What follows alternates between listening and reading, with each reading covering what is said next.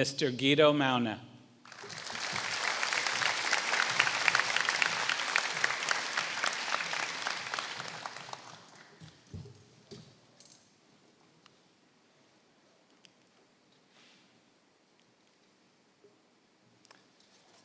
Okay, I think we should have now it's working, okay.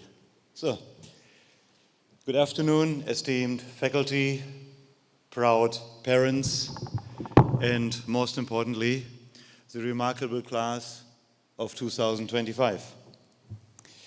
It's an honor for me to stand before you today as someone who once sat in your seat, brimming with excitement and uncertainty about the future, and I'm sure you are feeling the same this very day.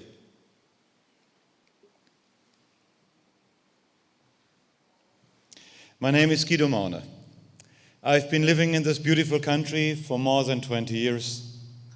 And for the past 2 years, as Don already mentioned, I've served as Managing Director of Maersk Container Industry in Qingdao, a role that has taught me as much about the world as it has taught about myself.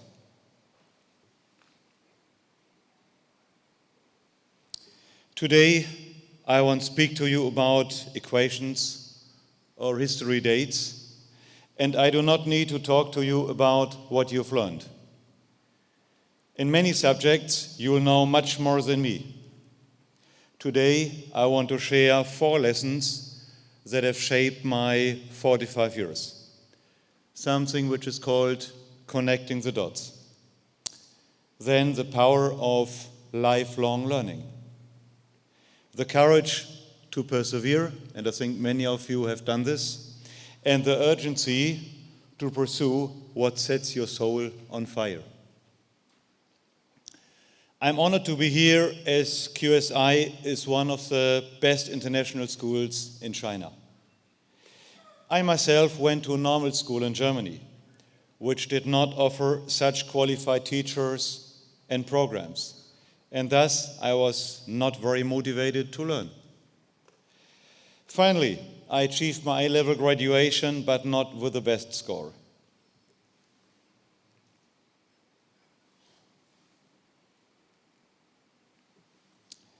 Therefore, I thought I would also not be very good at studying, and firstly became an apprentice in an automotive company, learning to maintain and repair all sorts of machines, making my hands very dirty, and now no one of you would probably do that. Or is there anyone who will work in a factory with their hands? So because nobody says here, I assume not. But if you follow my story, you will see that everything connects very well later. During my apprenticeship, I discovered that I'm quite good in math. My teachers could not see that, but I saw it then. But most other apprenticeship fellows were better on memorizing, so that they could achieve good grades. So I decided to take action, and I bought a set of quite expensive books on memory training. Today, you can buy a lot of books about that, but in 1992, books were quite rare, especially in German language. Most importantly, I started practicing my memory every day for 15 to 30 minutes. This helped me to memorize very well, which also turned out to be a very good preparation for my studies. Additionally, I used my skills as a locksmith to buy my own set of fitness equipment, a bench, a butterfly system, leg curling, etc. Here I could practice what I learned and benefit from that. Despite starting with a not very good memory and not very good manual skills, I finally graduated as best in my county. My cousin, who is much more intelligent than me, already studied for several years before I started studying. As it was probably not easy for him, I did not have much confidence that I could finish my studies and graduate. What did I do? I did everything I decided to do everything I can to pass my studies. I studied very hard every day, and I used the techniques learned from my memory training. So what is the success story here? Be curious and ask questions. In this case, how can I become good at learning and be persistent to find the right answers?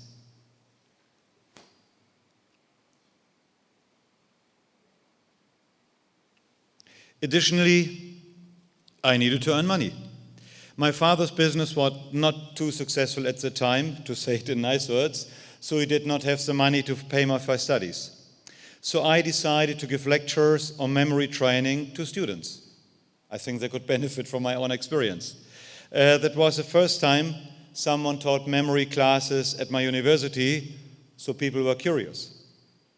During the first class, I had 600 persons in the auditorium. But there's no free lunch. You have to practice. So at the end of the semester, only around 20 students were left. They did their practices. They improved their memory. But all the other 580 students dropped. You do not expect to gain muscles without going to the gym probably every week twice. But why do so many people expect the magic formula to improve their memory without exercising? Well, probably this also had something to do with me. At that time, I was not very good at motivating people to improve. So I learned something about other people and also about myself. So what is the success story here? You have to work hard when you want to be successful. And many people do not want to do that. And always look at yourself. What can I do better?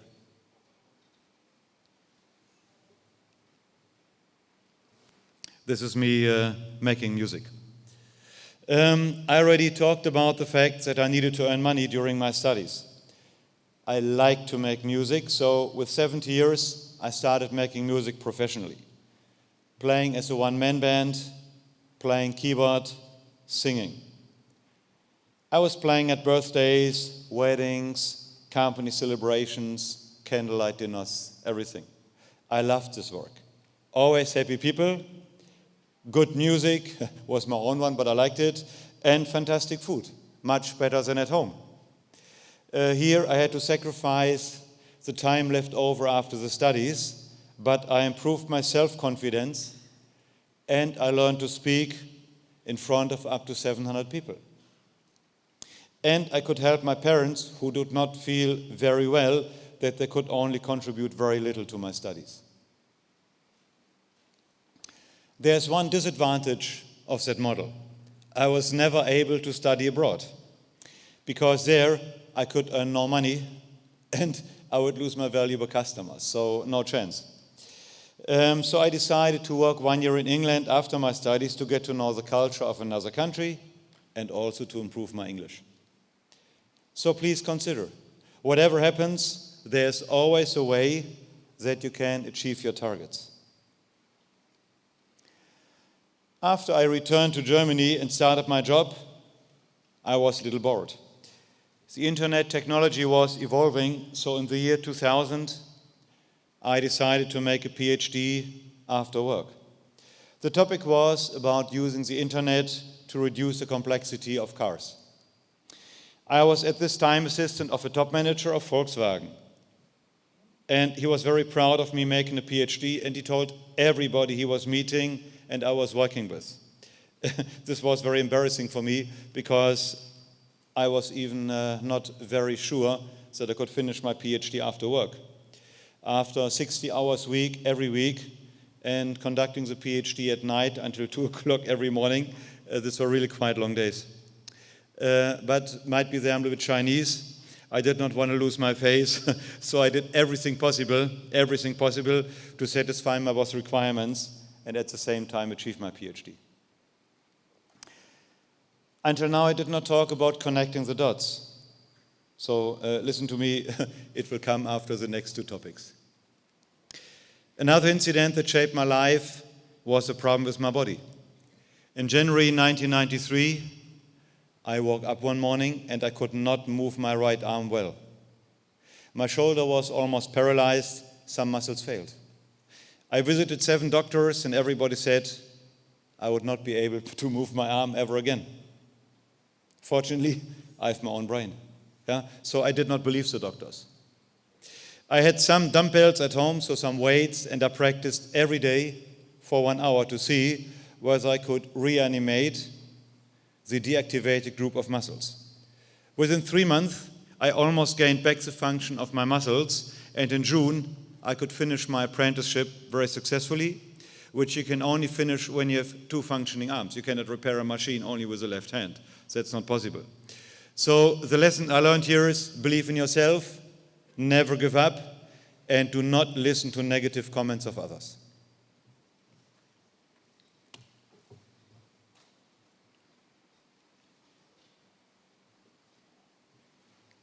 Today, I'm honored to be a managing director of a company with around 2,000 employees.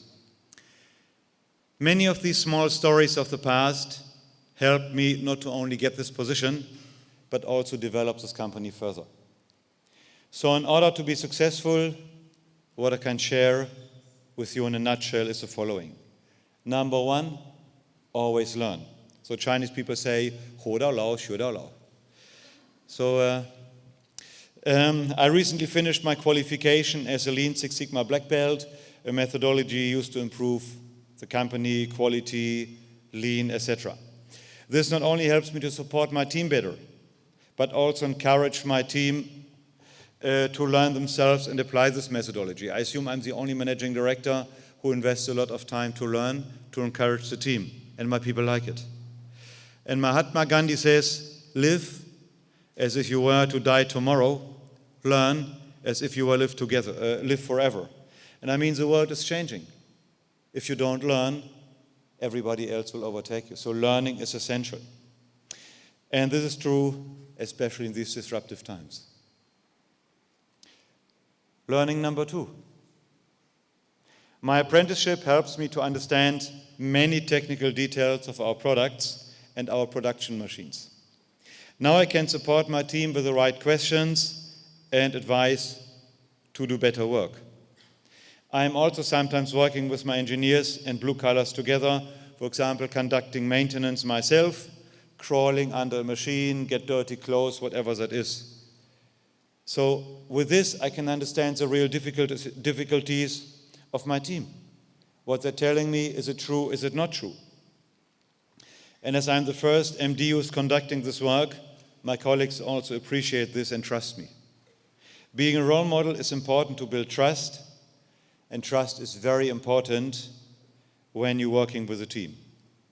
So I've already seen a lot of very nice medals. I assume these nice students here probably have done the same. Yeah? So be a role model for others, and what you're learning today might help you with it. Sorry, I'm not finished yet. Yeah. So the PhD was hard work, but the internet was a very new field at that time. This also helps me today to understand more about digital transformation and AI. I just started a course, AI, at the MIT, Massachusetts Institute of Technology, and this will help me to train my team to use AI to further improve myself and our company. So always embrace new technologies and never stop learning. The incident with the shoulder told me to never give up. So trust in yourself, always seek to find a solution so that you can go the next step. Never stop. Steve Jobs, I think everybody knows him, said, the only way to do great work is to love what you do. I share his opinion. Why? I took over a company with many problems that I was not aware when I started. But this helped me to find out what I love. I like to work with people, develop them, and make things better. I like to see results that are better today than they were yesterday.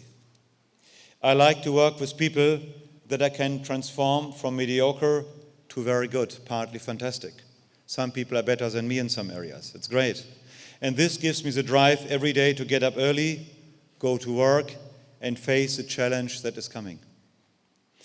So the only way to do great work is to love what you do. And I would add, with whom you do it. And the final thought I would like to share is constantly develop your thinking skills. Be critical, get the information you need to make the best decision. I have some colleagues who use AI to create a presentation. This is not intelligent. I create a presentation myself before using AI, read some books, ask friends, improve the presentation, and then I can ask AI to make it better. I have worked hard to train my brain. I only have one, right? And only when I continue training it, it will stay on a high level. It's like with sport. Use your brain, then you can stay clever. So constantly develop your own thinking skills and only let technology serve you to make it better. So that is what I mean with connecting the dots.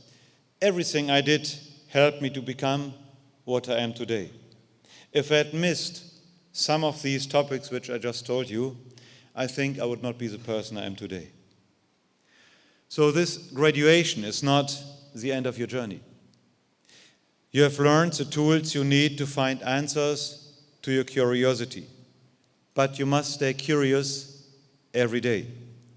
You have learned how to cooperate with other people to achieve results, because you have a lot of teamwork here in the school.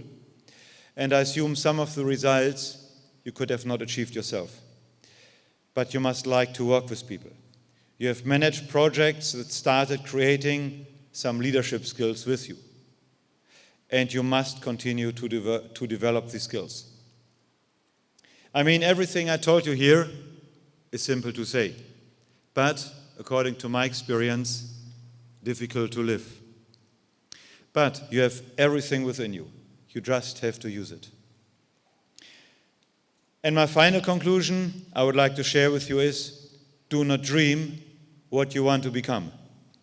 It is more important to define who you want to become and take every single day as a chance to work on that.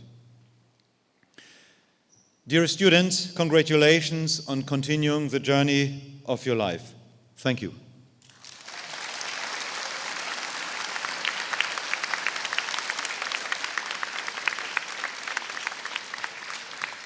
So now please join me in welcoming Ms. Jessica Hu will present the acknowledgement of the student achievement.